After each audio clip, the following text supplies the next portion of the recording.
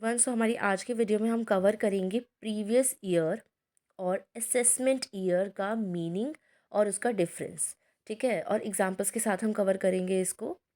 तो अगर किसी ने मेरी इससे पहले वाली वीडियो नहीं देखी है जो कि डायरेक्ट और इनडायरेक्ट टैक्स पे थी, तो वो आप देख सकते हैं। प्लस थोड़ा दिवाली के आसपास मैं रिकॉर्डिंग कर रही हूँ, तो हो सकता है कि थोड़ी सी डिस्टर्बेंस आए आपको बाहर की, तो please try to ignore that. Okay, so previous year and assessment year.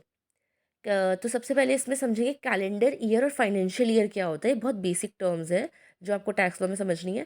Runs from January 1। Calendar year हमारा नॉर्मल ईयर होता है, हम न्यू ईयर बनाते हैं ना जनवरी 1 को। जनवरी 1 पे ख़त्म होता है, सॉरी स्टार्ट होता है, और December 31 पे ख़त्म होता है। सो ये हमारा कैलेंडर ईयर है जो कैलेंडर के अकॉर्डिंग स्टार्टिंग एंड एंडिंग है। और फाइनेंशियल ईयर क्या होता है, वो April 1 पे स्टार्ट होता है। लाइक फाइनेंशियल ईयर में हम मानते हैं कि हमारा जो साल है वो April 1 पे स्टार्ट हुआ है और 31 मार्च को वो एंड होता है। ठीक है, तो ये हमारा फाइनेंशियल ईयर है। नाउ कम्स प्रीवियस ईयर और असेसमेंट ईयर। प्रीवियस ईयर को आप वर्ड से ही समझ पा रहे होंगे, पिछला साल। प्रीवियस प्रीवियस मतलब पहले का, पिछले का। और असेसमेंट का मीनिंग मैं आपको समझा देती हूँ। देखो, टैक्स में क्या होता है कि ना, अगर आप ना 2022 और 2023 में आप बिज़नेस कर रहे हैं, ठीक है, इस साल में अगर आप कोई बिज़नेस कर रहे हैं और आपको अपना टैक्स पे करना है, तो आप जो इस साल का बिज़नेस है ना, वो आप नेक्स्ट ईयर में, इस साल में पे करेंगे, इस सेशन में पे करेंगे। जैसे हम कोई कोर्स करते हैं, फॉर एग्जांपल LLB कर रहे हैं, हमारा एक सेशन है 2022 टू 2023। हमारा नेक्स्ट सेशन स्टार्ट होगा 2023 टू 2024, फिर उससे नेक्स्ट होगा 2024 टू 2025। इसी तरीके से टैक्स में भी होता है। तो हमें जो प्रीवियस ईयर, पिछले साल का टैक्स है, वो अगले साल जिस साल में पे करना होता है ना, उस साल को हम कहते हैं असेसमेंट ईयर, जिस साल में टैक्स पे किया जाता है। और जिस साल का वो टैक्स पे किया जाता है उसे बोलते हैं हम प्रीवियस ईयर। मैंने आपको ईयर के एग्जाम्पल भी दिए हैं साथ में, ठीक है, और ऐसे ही चलता रहेगा आगे भी। अब नेक्स्ट पे आते हैं, understand it well. Assessment year की हम बात करेंगे तो असेसमेंट ईयर जो है ना, वो इन इनकम टैक्स एक्ट 1961 में मेंशन है, has been defined in section 29। ठीक है, सेक्शन 29 के अंदर मेंशन है। और इसमें हम ये बता रहे हैं कि it is a period of 12 month, एक साल 12 महीने का ही होता है। बट फाइनेंशियल ईयर्स के अकॉर्डिंग हम इसे काउंट करेंगे। April 1 में स्टार्ट हो रहा है और एंड हो रहा है March 31 के नेक्स्ट ईयर के March 31 में। ठीक है, the statue determines the period of assessment year of income tax. ठीक है, दोनों में बस एक ही डिफरेंस है। April 1 और March 31 पे तो ख़त्म हो रहा है और April 1 पे स्टार्ट हो रहा है। बस ईयर का डिफरेंस आ जाता है, फाइनेंशियल ईयर। ठीक है, 2022 में स्टार्ट हो रहा है, 2023 पे मार्च के ख़त्म हो रहा है। और असेसमेंट ईयर जिसमें हम टैक्स भरेंगे, वो वही सेम डेट April 1 पे 2023 में स्टार्ट हो रहा है और March 31 के 2024 में ख़त्म हो रहा है। इसमें सिर्फ ईयर्स का डिफरेंस है। ठीक है, you earn an income of, ये एग्जाम्पल है, ठीक है, इसे अच्छे से सुनना, समझ आ जाएगा आपको। You earn an income of ₹10 lakh in financial year 2023। आपको 10 लाख की इनकम कमा रहे हो आप फाइनेंशियल ईयर में। ठीक है, हमारे फाइनेंशियल ईयर में आप कमा रहे हो। जो सेशन आपका ईयर क्या है, 2022 to 2023।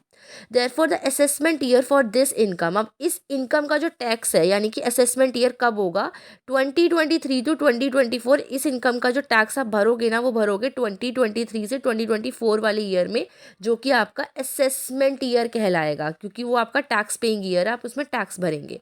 You will have to file your income tax return for the assessment year 2023 to 2024 and pay tax on the income earned in the financial year 2023 to 2022 to 2023। ठीक है, मैं जल्दी बोल रही हूँ तो हो सकता है मेरे थोड़ा ईयर्स को गलत बोल रही हूँ।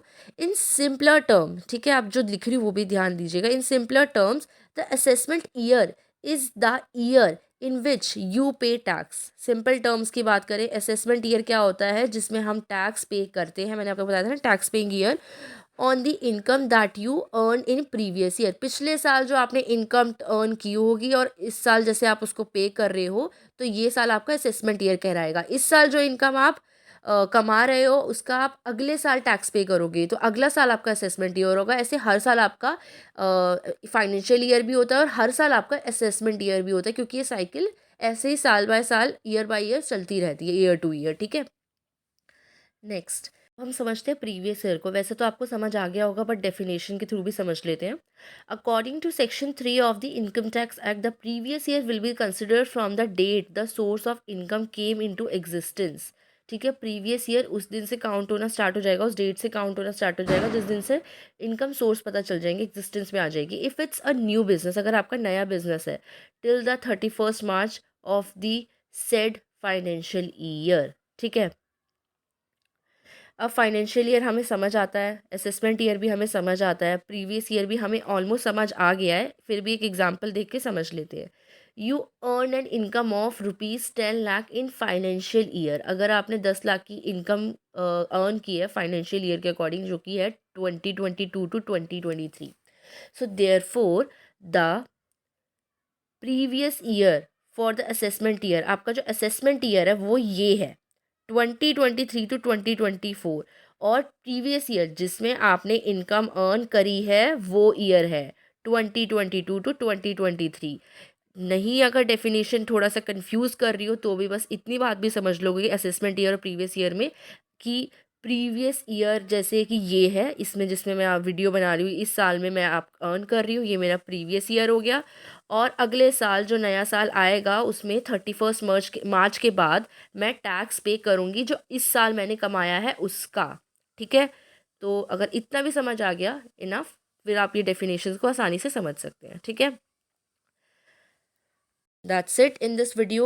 Please don't forget to like, comment, share and subscribe to our channel. कोई भी सजेशन देना हो, कुछ भी टॉपिक कुछ समझ ना आया हो, कोई डाउट हो, यू कैन जस्ट आप चैट बॉक्स में हमें कमेंट करके बता सकते हैं। ठीक है, थैंक यू।